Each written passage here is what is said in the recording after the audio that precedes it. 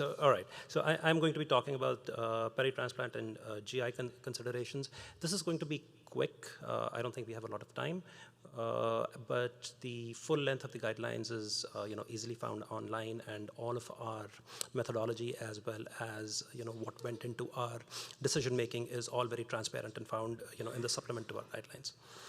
So I have no relevant disclosures. A shout out to all of the authors and especially our vice chairs, Dean and Waleed, who were instrumental in sort of helping us complete the guidelines and getting them published.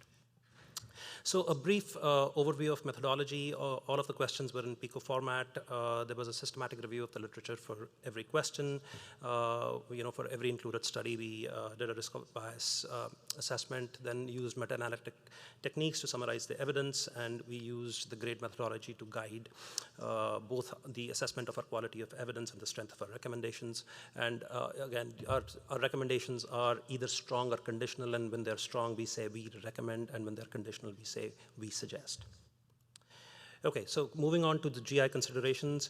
Our first speaker question was, should we, in people who have acute-on-chronic liver failure, should we recommend performing endoscopy within 12 hours of presentation? And we recommended that performing endoscopy no later than 12 hours of presentation in critically ill patients with ACLF and portal hypertensive bleeding. This was actually a best practice statement, and the reason it was a best practice statement was because there was no prospective data. But when we looked at physiological considerations, and especially that ACLF itself is sometimes triggered by GI bleeding, we thought that endoscopy would lead to faster cessation of the bleeding source, prevent hemodynamic instability and other complications, and so the panel voted strongly to recommend early endoscopy, and that is within 12 hours of presentation. Our next PICO question pertained to the use of proton pump inhibitors in portal hypertensive bleeding. And again, this was, our guidelines had very few strong recommendations. So these are some of the questions that we actually, strongly recommended based on the evidence or the decision making of the panel. And so in the case of proton pump inhibitors, we recommended using proton pump inhibitors in critically ill acute-on-chronic liver failure patients with portal hypertensive bleeding. And this was a very strong recommendation. However, there was low quality of evidence, and the reason there was low quality of evidence was that there was no direct, there was not very much direct evidence in people with ACLF, but there were 3 meta-analyses that found that the use of PPIs in portal hypertensive bleeding reduces the risk of rebleeding, but really did not have very much of an impact on mortality. And we downgraded the level of evidence because of the inclusion of retrospective studies in all of these meta-analyses, and the high risk of bias from non-standardized inclusion and treatment criteria. But when we extrapolated evidence from the non-variceal cohorts, we issued a strong recommendation for the speaker question.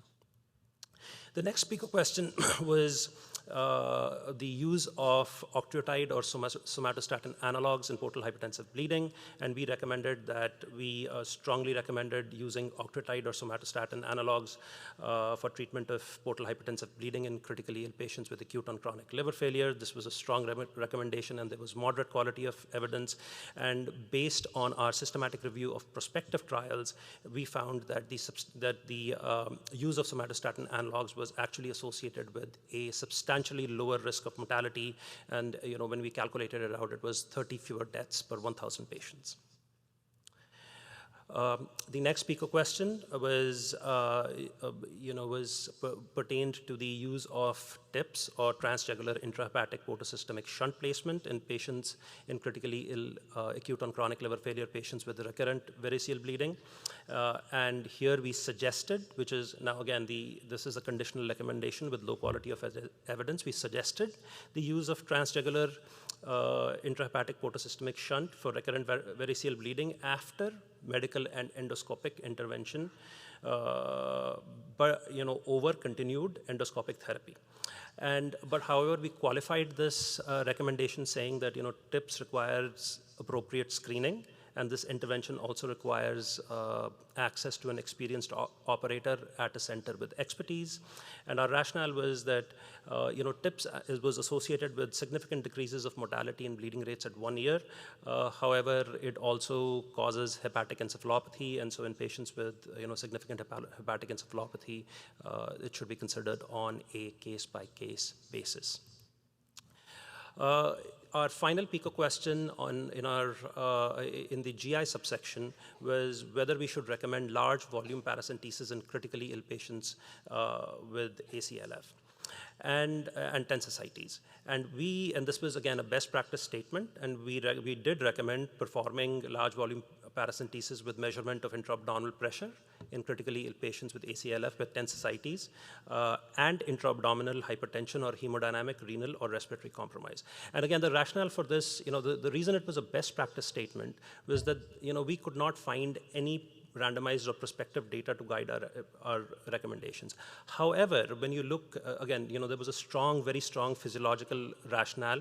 There are obviously draining ascites, especially tense ascites in critically ill patients, and especially in people who have intra-abdominal hypertension, lowers the intra-abdominal pressure. And in heterogeneous critically ill patients, relief of intra-abdominal hypertension is associated with improved organ function. Okay. Moving on to peritransplant considerations, our first PICO question was, in deceased liver graft donors, should we recommend administration of corticosteroids? Again, conditional recommendation, very low quality of evidence. We suggested using systemic steroids for deceased liver graft donors, and the rationale for this was that if you look at brain dead donors, results from pooled RCTs demonstrated about a 5% absolute risk reduction of liver graft dysfunction in those receiving corticosteroids. Our next PICO question was pertained to the use of balanced crystalloid solutions perioperatively in liver transplant recipients, and we suggested the use of balanced or normochloremic crystalloid solutions over hyperchloremic saline for peritransplant peritransplant fluid replacement in liver transplant recipients. Again, conditional recommendation, low quality of evidence. There was nothing that there was no direct evidence in liver transplant recipients, but in heterogeneous critically ill patients, there is possibly a reduction in mortality and major adverse kidney events with the use of balanced solutions. The next PICO question pertained to the use of albumin in the intraoperative period, and again, we suggested the use of albumin over crystalloid for intraoperative volume replacement. Again, this was a conditional recommendation, and there was pretty low quality of evidence. Again, no direct evidence for liver transplantation, but using indirect evidence, we found that albumin may be beneficial.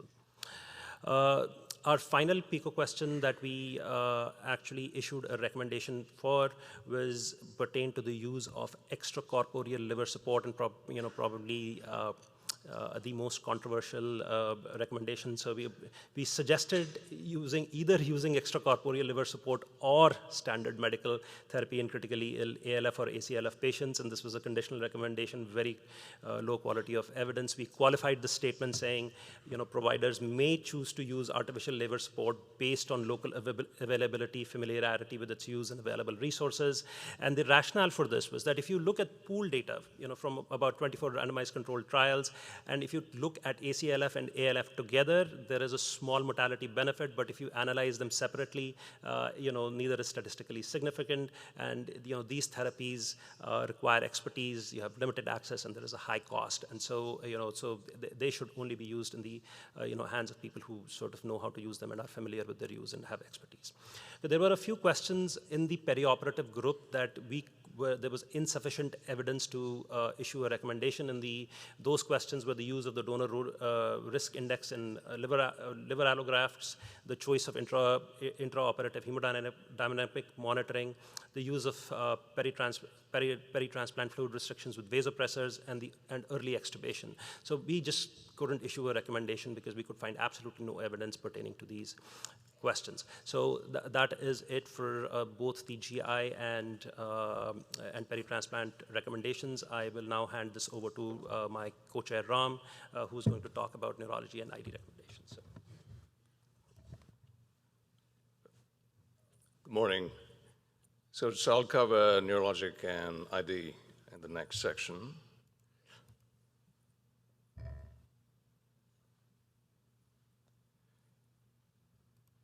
Right, so no disclosures. Again, just a acknowledgement of the great work done by the group. So let's talk about neurologic considerations in ALF and ACLF. So the first question is utility of invasive intracranial monitoring in acute liver failure. And so the recommendation here is that we suggest not using invasive ICP monitoring for critically ill ALF patients with advanced great encephalopathy. This is, again, a conditional recommendation with low quality of evidence. And the rationale is that the observational studies in this field so far have not demonstrated a mortality benefit. There's no RCTs. And also from a safety standpoint, there are safety concerns regarding bleeding and infection risk, especially with the subdural and the intraparenchymal devices. Moving on to sort of the second question is application of extracorporeal therapy in acute liver failure. And here we suggest, when available, using plasma exchange with FFP in critically ill ALF patients who would develop hyperammonemia, defined as a serum ammonia greater than 150. Again, conditional recommendation, low quality of evidence. And the rationale here is there is RCT level data, a single RCT, that demonstrated a transplant-free survival benefit using high volume plasma exchange, defined as 8 to 12 liters of FFP. And there's also newer data for standard plasma exchange with the same efficacy compared to standard of care. And the potential mechanism of action of plasma exchange in ALF is that it mitigates the systemic cytokine surge due to acute hepatic failure and thereby improves systemic hemodynamics, which then translates to improved mortality. And then one thing, just as a acknowledgement, I think this may become more important in the next iteration of the liver failure guidelines, is the growing role of high-dose CRRT, defined as 60 to 90 mils per kilogram per hour of dialysate in the management of hyperammonemia, again defined as greater than 150. And there's growing evidence of its utility and its benefit, both from a neurologic standpoint, from a transplant-free survival benefit. So I just wanted to highlight the concept of high-dose CRT in this context. Moving on to therapies to decrease ICP and ALF, talking about hypertonic saline. In this recommendation, we suggest using hypertonic saline in critically ill ALF patients who are at risk of developing intracranial hypertension. Again, conditional recommendation based on low-quality evidence. And the risk factors for intracranial hypertension is hyperammonemia defined as greater than 150, high-grade hepatic encephalopathy, and multi-organ system failure. And the rationale here is, again, RCT level data demonstrating a decrease in ICP when you target your serum sodium to 145 to 155 compared to normal sodium levels. Moving on to targeted temperature management. Here, the recommendation is we suggest not routinely using induced moderate hypothermia defined as less than 34 degrees in this patient population at risk of developing intracranial hypertension. Again, a conditional recommendation. The rationale here is that observational studies and multicenter RCT did not demonstrate benefit with respect to ICP decrease or survival. Moving on to switching gears. Now we're talking about ACLF in contrast to ALF here. The recommendation one is to suggest using lactulose in critically ill ACLF patients with overt hepatic encephalopathy, again, conditional recommendation. And there is meta-analysis level data of improvement in HE and mortality in cirrhotic patients. Recommendation two, there is some emerging data regarding the use of polyethylene glycol as an alternative to lactulose in critically ill ACLF patients with overt HE. Again, conditional recommendation. And again, this is RCT level data, single center, that demonstrates a faster improvement in HE compared to lactulose.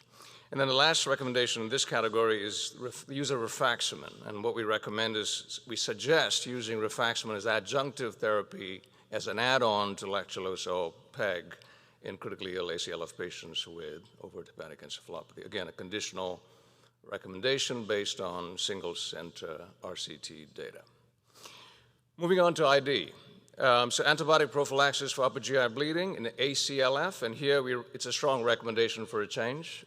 We recommend using antibiotic prophylaxis in critically ill ACLF patients with any type of upper GI bleeding, variceal and non-variceal. And I think, as a lot of you know, upper GI bleeding is a risk factor for subsequent bacterial gut translocation that can then cause a cytokine surge and cause increased mortality. And there's meta-analysis level data suggesting the benefit of antibiotic prophylaxis in reducing rebleeding and in reducing mortality. Moving on to SBP, management in ACLF. Recommendation 1 is using albumin in critically ill ACLF patients with SBP. That's a strong recommendation, and here's meta-analysis level data that reduces both AKI and mortality. Recommendation 2, use of broad-spectrum antibiotics in the initial management of SBP in ACLF, and this is again a strong recommendation, again based on pooled observational studies. And just to make a point that I think a lot of you take care of nosocomial SBP. Imagine the cirrhotic who's been in the hospital for a while. Here you have to be careful about targeting MDR infections with a broader spectrum of antibiotics. And then finally, for recommendation 3, we suggest not performing large volume paracentesis in critically ill patients with SBP. This is again conditional, and the rationale here is that LVP can further make a tenuous hemodynamic status worse as you do a large volume paracentesis. And then finally, systemic antifungal prophylaxis after liver transplant. Here the recommendation suggests using systemic antifungal prophylaxis in critically ill liver transplant patients with the risk factors for invasive fungal infections, conditional recommendation. And here the risk factors that have been identified are renal failure requiring dialysis, acute liver failure, re-exploration after transplant, retransplantation, and a bile leak after liver transplant. And just the common pathogens can be in Candida, followed by Aspergillus. And then, as you all know, invasive fungal infections are an important cause of morbidity and mortality after liver transplant, and it's becoming more of a problem as our patients are getting sicker and sicker awaiting transplantation. And there's meta-analysis level data demonstrating that systemic antifungal prophylaxis reduce risk of IFI and mortality attributable to invasive fungal infections. Thanks for your attention. Yeah. Thank you all very much. Dr. O'Grady, I'll have you come up to the podium for fever. And as I stated earlier, we will take all questions at the end of the session.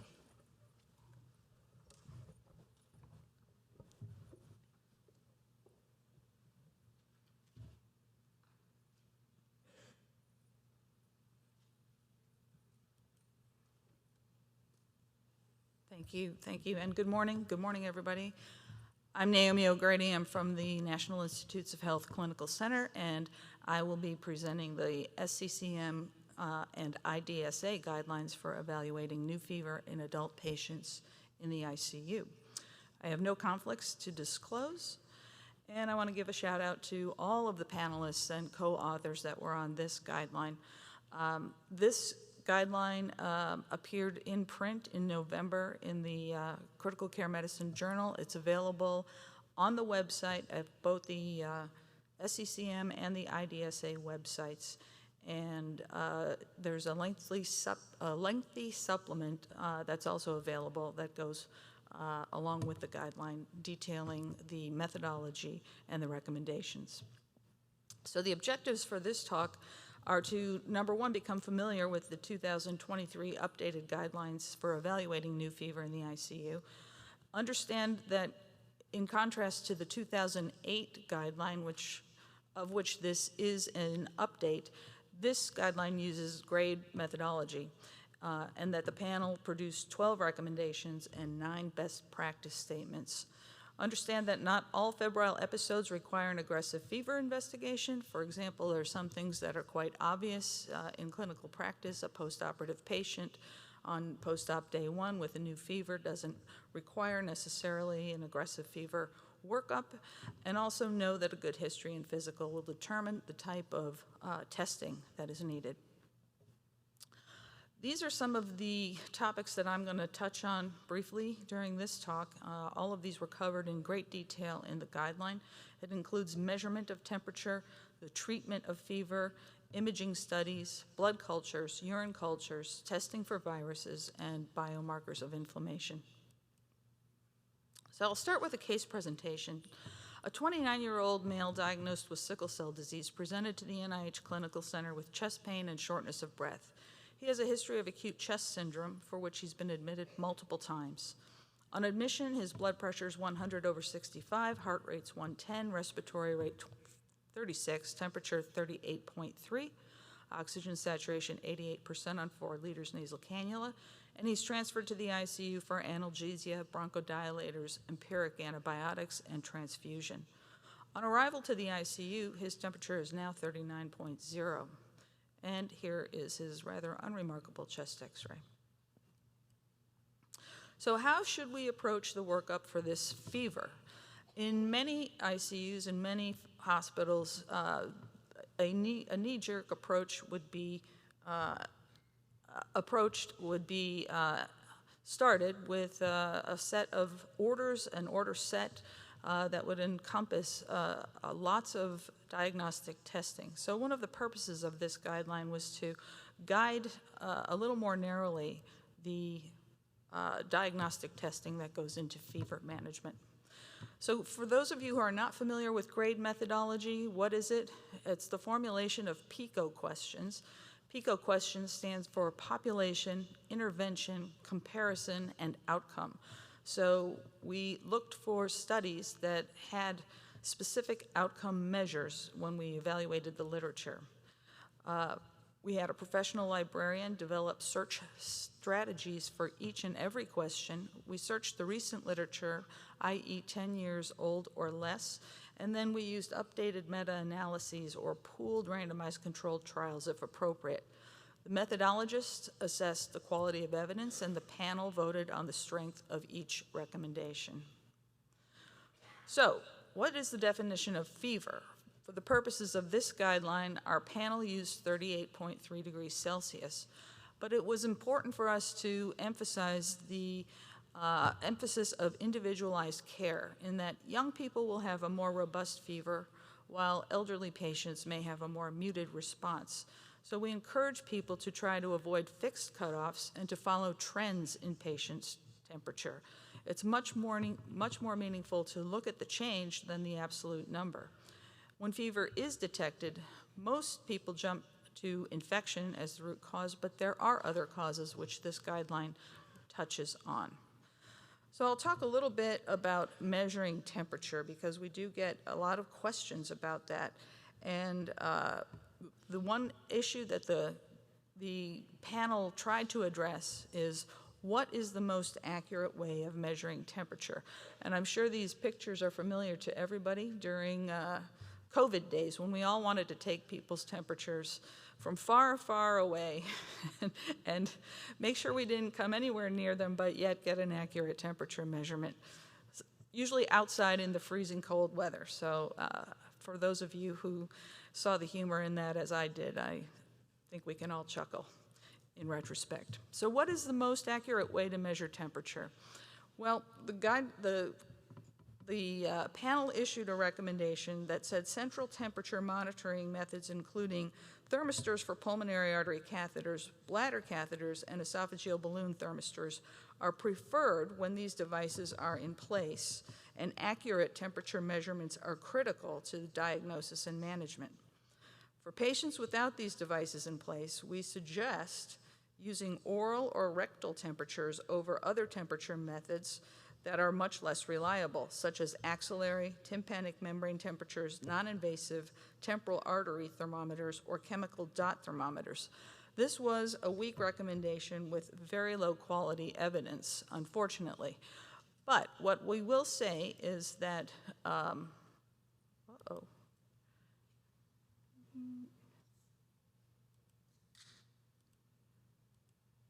what we will say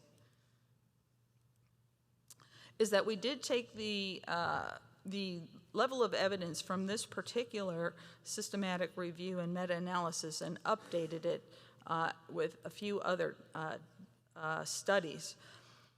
We are not recommending the routine use of central thermometers. So what this PICO question highlighted was whether or not precise temperature assessments improve clinical outcomes. If the most accurate evaluation of body temperature won't change clinical practice, the use of an invasive method to assess it could be inappropriate.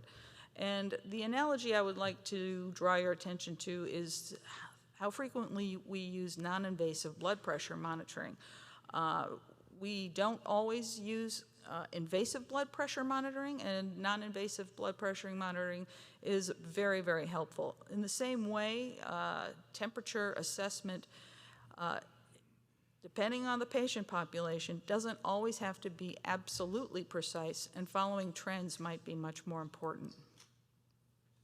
We next address the question of treatment of fever. Should we treat fever with ibuprofen or acetaminophen? The data shows no benefit, at least not to the patient. There may be some benefit in treating fever for the patient, for the people around the bedside, but should fever be routinely treated with antipyretic medications? There might be some special circumstances if the fever causes hemodynamic instability. For example, putting additional cardiac workload burden, which may trigger an infarction in certain patient populations. Fever that might trigger seizures in patients should also probably be treated. We used this meta-analysis and updated it, but the bottom line from this was that antipyretic therapy effectively reduced temperature in non-neurocritically ill patients, but does not reduce 28-day mortality, hospital mortality, or shock reversal. Of course, as we embark on a fever workup, a suspicion for infection should always be at the top of the list, and we did emphasize the importance of empiric treatment with antibiotics, noting that time is of the essence. We want to rule out other causes of fever, but be aggressive about starting and stopping antibiotics while that workup is being undertaken. So what imaging studies should be used in the ICU in terms of working up fever? Again, a good history and physical will guide which imaging studies one would use, but a chest radiograph is a good starting point, as many patients who are in the ICU are at risk for pneumonia, pleural effusions, abscess. These can usually be done at the bedside, and that's an important consideration when we thought about imaging studies for patients' evaluation. The need to transport patients is something that we would like to avoid, and sometimes having the ability to do it at the bedside overrides some of the other considerations. Other imaging studies are based on history and physical. Bedside ultrasound may be extremely helpful, particularly in postoperative patients, patients who have abdominal signs and symptoms, and sometimes even if expertise exists in the ICU staff, lung ultrasound is quite helpful. Chest CT scans for chest, abdomen, and pelvis are used based on pretest probability of finding something, and PET scans are not routinely recommended but could be helpful in rare circumstances. The next topic we addressed was blood cultures. And the question was, should blood cultures be obtained from central venous catheters? The answer was, in general, yes, even though there is a strong bias against drawing blood cultures from catheters because they are more prone to contamination. But collecting only peripherally minimizes contamination, but it doesn't allow you to sort out where the fever is actually coming from. So using a differential time to positivity, in other words, drawing blood cultures peripherally and from the catheter, if the blood culture from the catheter turns positive more than 2 hours ahead of the peripheral culture, it gives you a very good, strong indication that perhaps the catheter is the source of the infection. It's notable that yield is dependent on the volume of blood collected. If volume is too small, you may get a false negative result. And the number of lumens sampled improves the yield as well. Please sample all lumens if possible, although your microbiology lab may not appreciate that. Collect blood cultures before antibiotics are initiated. This is important, but do not delay the initiation of antibiotics in lieu of blood cultures. Should urine cultures be sent? This is always somewhat of a conundrum in the ICU. Urine cultures are complicated to collect properly, and they are complicated to interpret. But pyuria and symptoms are important in patients who can communicate. In patients who cannot communicate, pyuria could be important, but your level of suspicion for the urinary tract being the source of fever is more important. So patients who have histories of stones, etc., obstruction of the urinary collecting system, those are patients who would be at a higher suspicion for having the urine be the source of fever. In patients with Foley catheters in place, we suggested placing a new catheter before collecting samples. That's a critically important issue in terms of getting a clean catch or a clean sample and having the best information available to assess. We addressed the issue of viral panels in patients in the ICU. Viral pathogen testing should be a part of fever evaluation in patients with suspected pneumonia or respiratory symptoms. There's no question about that. Any patient with respiratory symptoms should have a viral panel sent. Viruses may be single or they may be co-pathogens. Now, it's important to detect these because some viruses have therapies available, so it's very important to identify. It's also notable, though, that viruses are transmitted in the healthcare setting. New fevers in hospitalized patients could be viral related, so we didn't really, we did not specifically suggest that only patients with pneumonia or respiratory symptoms get a viral panel sent. Patients in the ICU could have easily picked up a virus from the healthcare environment, the healthcare workers, visitors, guests, etc. So it's important to do viral pathogen testing as part of a fever evaluation. The last topic we addressed was biomarkers of inflammation. We developed at least 5, maybe 6 PICO questions on this topic and settled on a recommendation that says in patients with low probability of infection, it's reasonable to check either a procalcitonin or a C-reactive protein. An elevated biomarker should trigger an aggressive search in this patient population, but biomarkers that are normal should trigger a reduction in empiric antibiotics more quickly than if otherwise. Biomarkers alone are not sufficient to rule out infection. In patients who have a high probability of infection, we do not recommend checking biomarkers because it really isn't going to impact the clinical care. So I know that that was fast, but to conclude, I would say there are important advances that have been made, but there are plenty of knowledge gaps that remain, and there is a need for rapid advancement in all areas of testing. Also, measurement of temperature and the need for reliable, non-invasive core measurement devices, better use for diagnostic imaging, especially at the bedside, and better randomized controlled trials comparing one methodology to another. Appropriate use of rapid molecular testing and the use of biomarkers round up the need for advancement in all areas. So I thank you for your attention. I know that was fast, but I'd be happy to take questions at the end of this session. Thank you very, very much. Dr. Pistorius, if you can come up to the podium.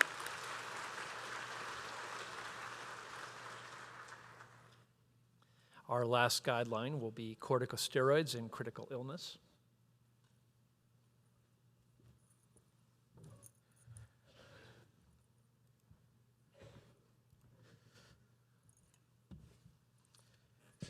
Hi, everyone. Thanks for joining us today. My name is Dipayan Chaudhary. I'm an intensivist based out of McMaster University in Hamilton, Canada, and I'll be presenting the first part of our 2024 focused update guidelines on use of corticosteroids in sepsis, ARDS, and community-acquired pneumonia on behalf of our guideline panel. I have no academic or financial conflicts of interest to disclose.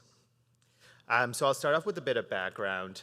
So this all started first in 2008 with a consensus statement released by the American College of Critical Care Medicine. This was a 16-panelist consensus statement based out of intensivists and endocrinologists, and they made 12 recommendations on the diagnosis and management of critical illness-related corticosteroid insufficiency. A modified Delphi methodology was used to achieve consensus. No clear PICOs were established for this statement, and a general literature review rather than a comprehensive systematic review was conducted for each recommendation. Finally, a modified grade system was used to quantify the strength of the recommendations. This was then updated in 2017 with a joint guideline released by the SCCM and ESICM. This was again a 16-panelist guideline comprised of members of SCCM as well as ESICM. It updated the diagnosis of corticosteroid insufficiency-related critical illness and discussed the management of 8 important clinical conditions. This included not just sepsis, ARDS, and community-acquired pneumonia, but also things like trauma, post-cardiac surgery, as well as cardiac arrest. This updated guideline used a rigorous application of grade methodology with clearly defined PICOs with patient-important outcomes, a comprehensive systematic review for each PICO, as well as a consistent framework used for making recommendations from the evidence. However, since 2017, there have been multiple sort of seminal trials released on the management of corticosteroids in critical illness, particularly in the areas of septic shock, ARDS, particularly COVID ARDS, as well as community-acquired pneumonia. So that led us to conduct this 2024 focused update, focusing specifically on sepsis, ARDS, and community-acquired pneumonia. These conditions were picked because they were the most common diagnosis in which corticosteroids are considered and in which there is sufficient new data. We did not reassess the definition and diagnosis of CIRCI, and we used an updated grade methodology with a more rigorous evidence decision-making framework to conduct these guidelines. We established a 22-member panel consisting of 2 endocrinologists and 20 critical care practitioners, of which 20 were voting members. 2 did not vote because of conflict of interest. We had a guideline leadership group consisting of 2 chairs and 2 co-vice chairs, as well as a 4-member methodology team.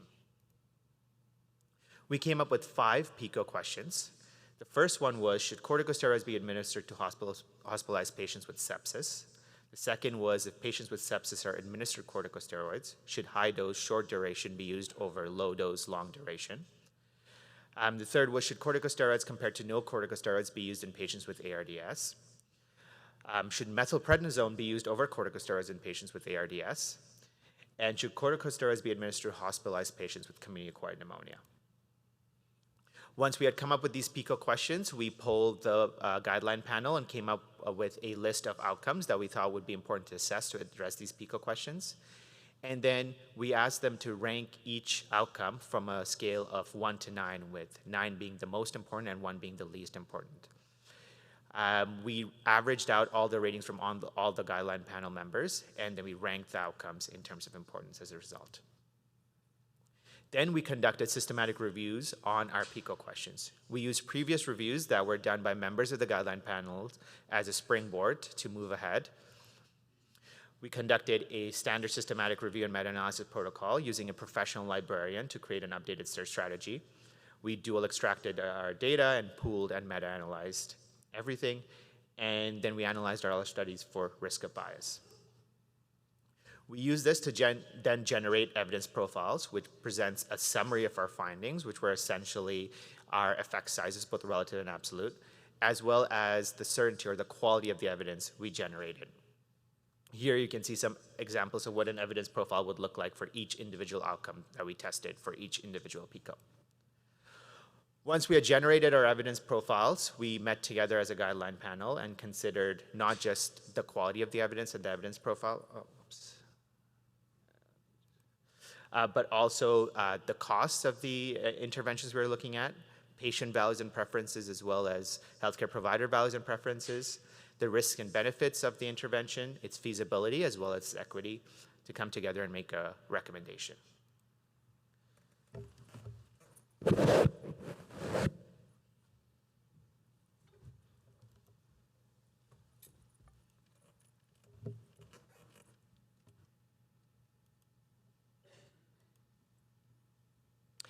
I'm Steve Pastores from Sloan Kettering in New York City. It's a delight and a privilege on behalf of the 22-member panel of our task force to present to you the top-line results for the corticosteroid guideline update.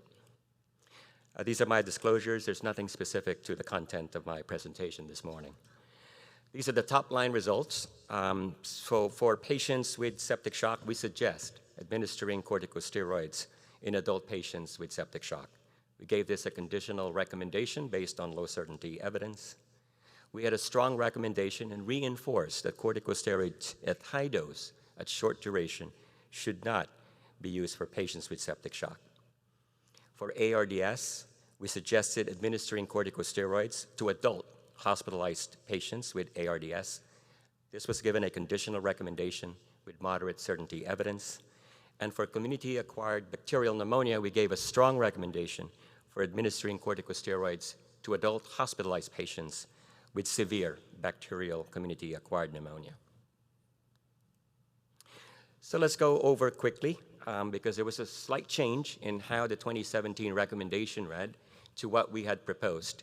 Most of the trials and systematic reviews that we looked at, and there were 46 RCTs related to sepsis and septic shock, most of them were actually septic shock studies with only about 6 or 7 sepsis. So our recommendation was specific to giving corticosteroids to adult patients with septic shock. Note that we could not give a specific recommendation to give corticosteroids in patients with sepsis without shock, because most of the literature that we found were related to giving steroids in those patients already that were in full-blown septic shock. The other change was that in the 2017 guideline, we had suggested the use of corticosteroids specific to patients that were not responding to fluid and vasopressor therapy, moderate to high-dose vasopressor therapy. At that time, we gave that a conditional recommendation with low quality of evidence. So we shifted to basically no longer requiring the vasopressor dose, whether it's high dose of 1 or 2. And we gave a strong recommendation against the use of short-duration, high-dose corticosteroids. That kind of reinforced what we had already suggested in our 2017 guideline. The rationale is that, again, most of the patients that we analyzed were patients with septic shock, that it showed some small, moderate effects in terms of short-term mortality. But although a small reduction in mortality with low to moderate certainty evidence was found, we had a large reversal of septic shock and organ dysfunction with high certainty. And given the high prevalence of septic shock worldwide, the small reduction in mortality, and the shock reversal and organ dysfunction reduction, we felt that that had important implications regarding resource utilization. We all know the undesirable effects of corticosteroids. Certainly hyperglycemia is very common, hypernatremia, as well as neuromuscular weakness. But in analyzing the studies, we found that there was a bit of heterogeneity in how these side effects or adverse effects were defined and how they were managed, and that there were no really long-term data on many of these side effects. We felt, however, that given the simplicity of the regimen, the feasibility of giving them even in low-resource countries, we felt that it was appropriate to recommend and suggest the use of corticosteroids in patients with septic shock. Now, although we did not give a specific recommendation in patients with sepsis without shock, we did suggest that in patients presenting with sepsis and severe community-acquired pneumonia, or with sepsis and ARDS, we suggest administering corticosteroids on those patients. Unfortunately, in looking at the literature, we found very limited available studies to make a specific recommendation in pediatric patients with septic shock. The dose that we found that was commonly used, again, were based largely on the 2 large randomized trials published in 2018, the French trial and the Australia-New Zealand trial, which used hydrocortisone, 50 Q6 or 200 milligrams IV continuous infusion. with or without the addition of fludrocortisone for up to 7 days or until ICU discharge. Again, this is the most commonly used regimen, but again, in certain settings, the duration varies. But this is what we came up with as a recommended dosage for those that use hydrocortisone. For ARDS, our suggestion was to use corticosteroids to, again, adult patients with acute respiratory distress syndrome. Slight change again, because in the 2017, we were very specific in suggesting the use of steroids for early to moderate ARDS, as suggested by a PF ratio less than 200 and within 14 days of the onset of ARDS. So we've gone away from that and just suggesting upfront that if you have a patient with ARDS that fits the Berlin criteria for ARDS, the corticosteroid should be initiated as early as possible unless there's a reason not to. We thought that in the ARDS systematic reviews and meta-analysis, many of them published by authors of the guideline, we found moderate desirable effects, largely driven by moderate certainty evidence that it reduces hospital mortality and, more importantly, days on mechanical ventilation. The effect was more pronounced when the steroids were used for a longer duration, i.e. more than 7 days. But again, we could not find the appropriate type of molecule, the timing of when the steroid is started, the duration. So these were largely unknown because of the heterogeneity of the various studies in the dose of steroids. So we felt that that was to be left to the clinician discretion and other considerations. So that is in contrast to our 2017 guideline, where we specifically mentioned the use of methylprednisolone 1 milligram per kilogram per day within 14 days of onset of ARDS.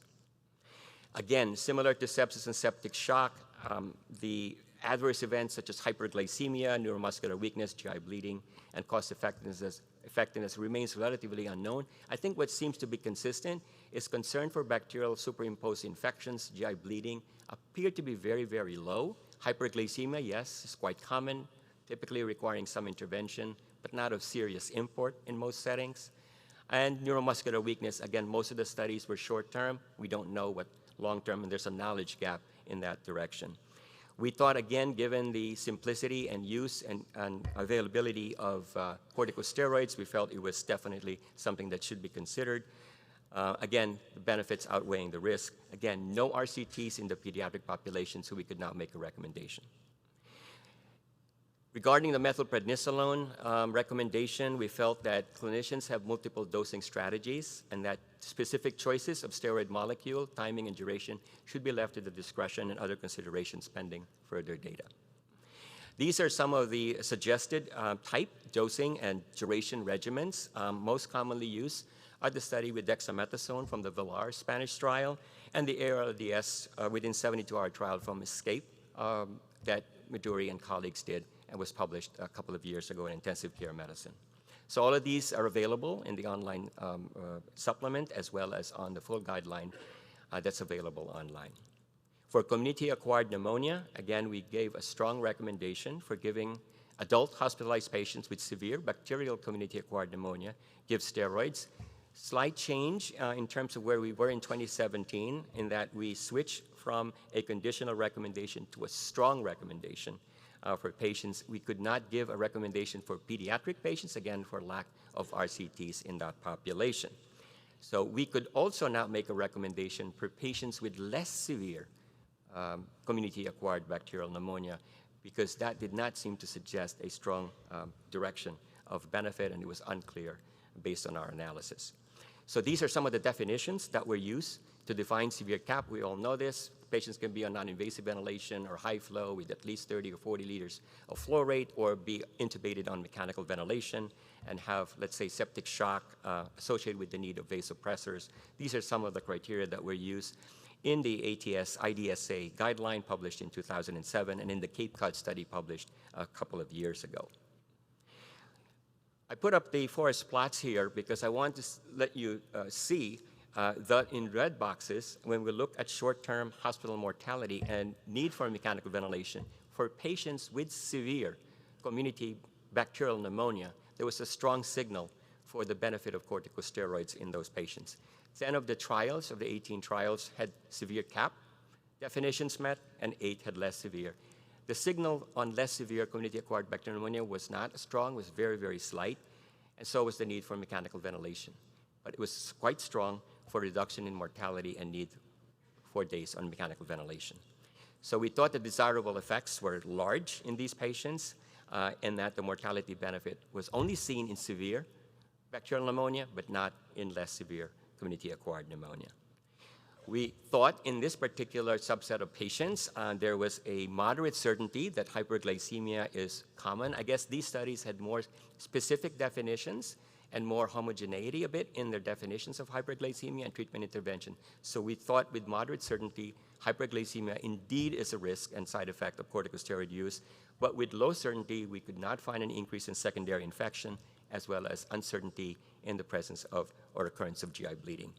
We thought, again, the use of steroids is safe, relatively safe, it's feasible, and can be associated with cost savings, particularly in low-resource areas where they don't have as much pharmacological agents to use for these patients.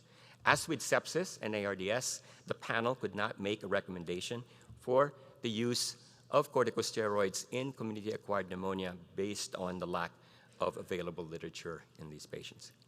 There are multiple regimens that are suggested. I think most commonly used agent now is hydrocortisone, although the trials, again, varied in terms of the type of hydrocortisone or methylprednisolone dose that we use, the timing of when it was initiated, and the duration of treatment. But they're out there for you to see, because this is probably what you use. And most of it is based on the most recent trials that came out 2 or 3 years ago. Again, just one more look at the summary of recommendations. And lastly, there are so many knowledge gaps. We don't have enough literature and RCTs in pediatric patients who are hospitalized with sepsis, septic shock, community-acquired pneumonia, and ARDS. We don't have literature as much in patients with surgical sepsis without shock. There seems to be some conflicting results in the use of corticosteroids in patients with sepsis and neurological conditions. And the optimal dose and timing, again, needs to be evaluated a little bit more carefully, as well as the short-term and long-term side effects, in particular neuromuscular weakness, and that's a subject of current and ongoing studies. I want to acknowledge the contribution of our SCCM staff, as well as our liaisons from the American College of Critical Care Medicine. One of our moderators here, MJ Reed, was part of that, and of course, our librarian support services from McMaster and St. Joseph's Healthcare System. Thank you very much for your attention.